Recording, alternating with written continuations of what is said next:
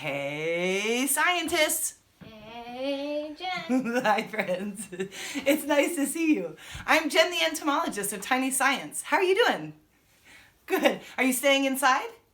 Good. I'm staying inside. It's the right thing to do right now. Friends, are you ready for another science class? All right, super. Now, listen, we're going to talk about insects. Insects are a type of animal called an arthropod. Can you say arthropod? Arthropod. Thank you. And there's lots of different types of insects. Today I want to talk about one of my very favorite types of insects.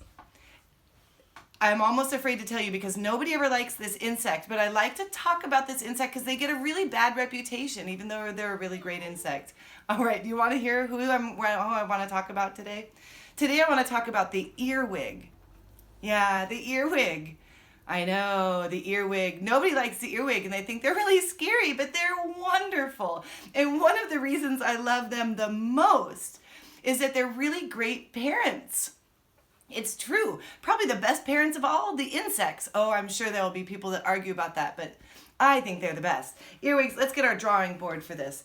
Earwigs. Now, let's draw an earwig so that we know what we're talking about here. You might not know exactly what I'm talking about. We can sing the song when we draw it. Let's see. We're going to have to put our nest over there. So we'll do our, you ready to sing our head, thorax, abdomen song? Okay, here we go. Sing it with me now. Head, thorax, abdomen. Good job. Oh, I almost went off the end. I needed to be careful there. All right, so there's our earwig. Now we'll get some legs on there. 6 legs. 1, 2, 3. Count them with me. 4, 5, 6. Thank you. 2 antennae. And the eyes are hiding under there. Now the abdomen, we put our rings on to show us that it's round. Now earwigs, the reason we know earwigs and are afraid of earwigs is because of these little pincher things they have in the back. They're not pinchers though. We're going to talk about that. Now you know who I'm talking about if you didn't before. The earwig. We know about earwigs. I really love these guys. That's a baby. Let's make that into a grown-up. Put some wings on there. Earwig wings are hiding under there. They're tucked up. It's really beautiful. Try Googling a video of earwig wings. Boy, they're really beautiful how they tuck them up. They do this really cool folding pattern. Oh, I love earwigs so much. I'm so glad we're talking about them today. Okay, so earwigs. We have the head, thorax, abdomen, the wings, and then these in the back are not pinchers. They're actually called cerci. Can you say cerci? Cerci. Yes, thank you. Cerci, all insects have cerci. And cerci are like antennae for the back, for the abdomen of the insect, because the insect can't turn and see behind it. So when it has to do work behind it, those cerci feel to make sure in the right place. And they're always different shapes, depends on the insect. Usually they're pretty small, but they're always there.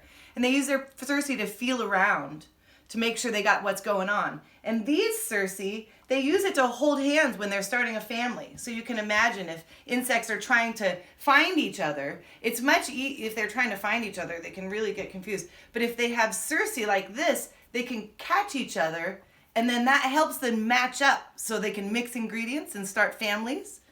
So it's kind of like how they hold hands. Anyway, let's draw another earwig. This is a boy earwig, and I know it's a boy because he has curved cerci. Let's draw a girl earwig now. Let's sing it again. Head, thorax, abdomen. Good job. Boy, I keep getting them too close to the edge. We'll put her cerci on there. Her cerci are going to be a little more straight. And she'll have antenna, eyes. Her wings are in there. Get those legs down. 1, 2, 3, 4, 5, 6. Good job. Here, the female, the girl, has a straight cerci. The boy has the curved cerci. Now, what I was talking about is that earwigs are really great parents. Most insects don't do a lot of parental care, what's called parental care, taking care of their kids. Praying mantises, for example, they don't ever see their kids even. It's kind of amazing. Really different from us. But earwigs are really different from most insects is that they do take care of their kids. In fact, it starts out as a nest. Now, they like to be close to the ground and usually around mud. They like to be around wet dirt because they dry out really easily.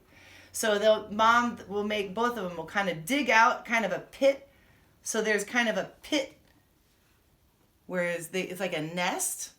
And then the mom will she'll use her Circe and she'll feel around to the right spot. And then she'll put her eggs there.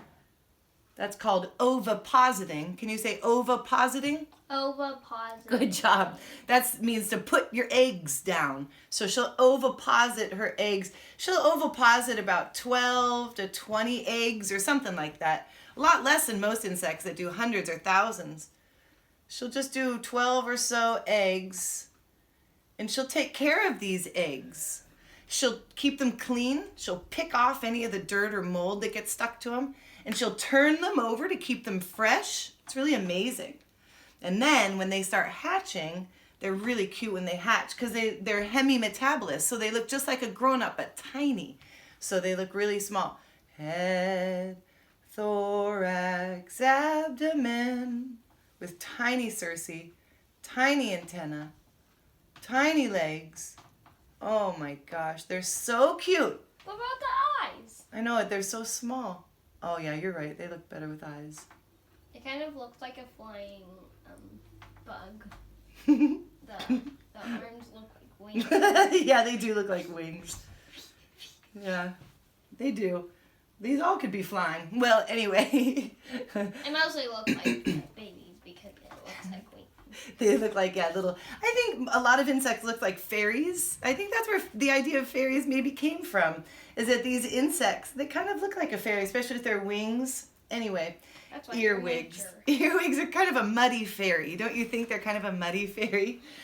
So get back to this now, why I love earwigs so much. They take care of their babies. They clean and turn the eggs and keep them fresh. When the babies hatch, the mom will go and pick up food, which is just dead leaves and old dead stuff that she finds. She'll pick up the food and she'll come back and she'll sprinkle it all around the nest so the babies have something to eat. And when they're finally big enough and they can join their mom, she'll take them and teach them where to go to forage for food. Isn't that sweet? So sometimes in the summer especially, you'll find earwigs in a group. That's a family of earwigs, and you can look and see. Big earwigs, one will have curved Circe, one will have straight Circe. And the baby earwigs, take care of them, leave them covered up. They dry out, so if you find them underneath something, cover them back up again. Now let's talk about this whole scary Circe thing, because I've had a lot of people ask me if it hurts to get pinched by an earwig, and I had never been pinched by an earwig, and I was getting asked that question a lot, and so I decided to do some science and find an earwig and test to see whether or not it hurt to be pinched. That took a lot of courage, but I have a lot of courage, and so I went and I found earwigs. Now, earwigs they're nocturnal, and they live usually in piles of leaves and that kind of thing close to the ground. And sometimes, your front door, you have a pile of leaves, you need to sweep them out every once in a while. Earwigs might like to live in there, or other stuff by the door. They sneak around that stuff at night. So earwigs, where was I at again? Earwigs I went to find some earwigs in a pile that was close to the front door. And it was really hard to get an earwig because they're very nervous. And I had to pick it up, and it took me a while to get one. I picked it up, and I had to hold it carefully because I didn't want to hurt it, because that's not what I was working on. And so I got it right. So I was sitting right in my fingers with the Circe pointing up, and I got my finger and it squiggled out of the way. Ugh, so I had to get it back into place. It was really hard. Finally got it just where I needed, and it squiggled away again. Oh my gosh, it just was impossible to get pinched by an earwig. Even I was traumatizing the earwig, and it was still hard to get it to attack me, because it doesn't use those to attack. See what I'm saying? So then I got the earwig back into the place, and the Circe were pointing up. And so then I got my finger, and I put it right there, and I saw the Circe pinch my finger. I saw it happen, but I couldn't feel anything. I just saw it happen. And so then I let go of the earwig, and it hung there for a little bit, and then it realized it was free, so it dropped down, and it ran away, and I'm sure it told its family about the horrible humans that lived at the house that they were near, right? See, I know, right? We'd say bad things about earwigs, but I think the earwigs have plenty of bad things to say about us. Anyway, the end of that story was, it was really hard to get pinched by an earwig. And when I did get pinched by an earwig, it didn't really hurt. I couldn't really feel it. And I know that that's not what they use their cerci for. And so that's now what I answer when people ask me if it hurts to get pinched by an earwig. Now, we need to talk about their name. It's a terrible name. Their science name isn't really much better. It's Dermaptra. Do you want to say Dermaptra? Good job, Dermaptra. And Dermaptra is a word that means skin wings, because their wings are covered by this kind of leathery pad, and that's they're tucked under there. It's pretty cool. You should check out their wings. There's lots of stories about how earwigs got their name. Nobody's sure exactly what it is. One idea is that their wing, if you were to stretch out their wing that's underneath this pad, you would see that it looks kind of like the inside of our eardrum. And the word wig is an old word that means bug. And so some people say maybe it's because it's a bug that has an eardrum looking thing on the wing. I don't know. That's interesting enough. I thought you said the story. Oh, wait, don't spoil it. I'm about to tell all the stories. So there's some other stories. But the story that I think is the best story and probably the most likely, at least in my world, is that earwigs, well, back in the days when earwigs got their name, earwigs, there was no electricity. And so houses were a little bit dirtier. There was no vacuum cleaner, just brooms. And so everything was a little bit dirtier, and that was normal, and it was okay. But remember how I said about earwigs like to live at the front door or live under piles of leaves, and sometimes those leaves get to the front door? And then the earwigs could get from that leaf pile inside the building really easily on accident, right? Just by squirming and moving just a little bit. And so what happens is that earwigs would come inside the house. Now, earwigs are nocturnal, and so that means they're awake at night, right? And at night they would get up and come out from their pile, their little home, and they would go forage for things, forage for food, and then bring it back to their nest. And right about this time is when people are waking up, right? Now, back in these days is also, like I said, no electricity. So it also made it harder to keep your hair washed and your body clean, because the showers were a different situation. It was more about cold baths and that sort of thing. So everybody was just a little bit that way. It was harder to take care of your hair. So one thing people like to do is wear wigs. You know what a wig is? A wig is like a hat that looks like hair. It's very nice, very pretty.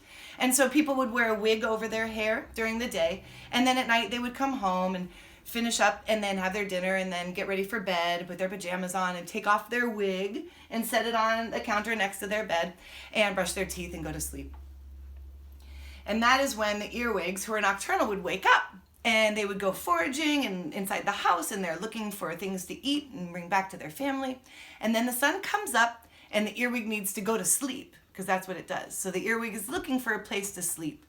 And the earwig likes to sleep in dark, quiet places, like little holes or little rooms or cracks or crevices.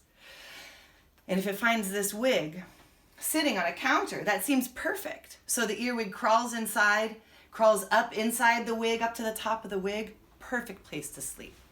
Person wakes up in the morning, brushes their teeth, puts on their clothes, getting ready for work, and they put their wig on their head, pull it on tight. Well, that earwig did not want anything to do with being inside of somebody's wig. And so it's now ready to get out. It's squirming to get out. It's really ready to get out. Trying to get out until finally it jumps out. And the person can feel it. Jumps out of their wig. And the person screams, "Ah!" I would scream, "Insect was on my head!" And that person thinks that insect must have been trying to lay eggs in my ears. Is that really what happened? Not at all what was happening. That insect was sleeping, got disturbed. But they weren't able to tell the people that story, and people, we freak out when we see insects on us. It's just as creepy. I understand. So that's how one story of how earwigs got their name is that people thought that they were trying to get into their ears and their wigs, when really the insects had a much more innocent story. Has that ever happened to you, where somebody says something about you or thinks something about you that's not at all true? And it's a terrible feeling, isn't it? Having something like that happen. So I think about that with earwigs too, that they're great parents and they just want to hide and sleep and stay away from everything. And so I don't give them a hard time. In fact, I came up with a poem. Now, I usually come up with songs. I came up with a poem for earwigs. let me tell it to you. It's kind of a chant, maybe a chant for earwigs. Okay, it goes like this. I have to look here on my words. It goes, earwigs, earwigs, earwigs are great. Earwigs, earwigs, give them a break. Nocturnal, detritivores, great parents, and they're cute. Don't let those Circes scare you. They're not for you. What do you think of that song? Chant? I don't even know what it was, but maybe it will help the earwigs. Oh, I think I should probably stop there. All right, friends, this is our picture of the day. Earwig family. I've got this, a different one, but just like this, ready to go for you to print out. And if you don't have a printer, that's okay. I know how that goes. You can look and copy it, and it works pretty well to do it that way too. It's just a bunch of shapes. You saw how I did it. All right, friends. Thanks for joining me with Tiny Science. Hey, if you can subscribe, that's a huge help for my business. And also find me on Facebook if you haven't already. And let me know how this goes and anything else you're interested in. I love feedback, hearing how you're doing. I have been hearing from a lot of you. Thanks, guys. Can't wait to hear more. See you next time.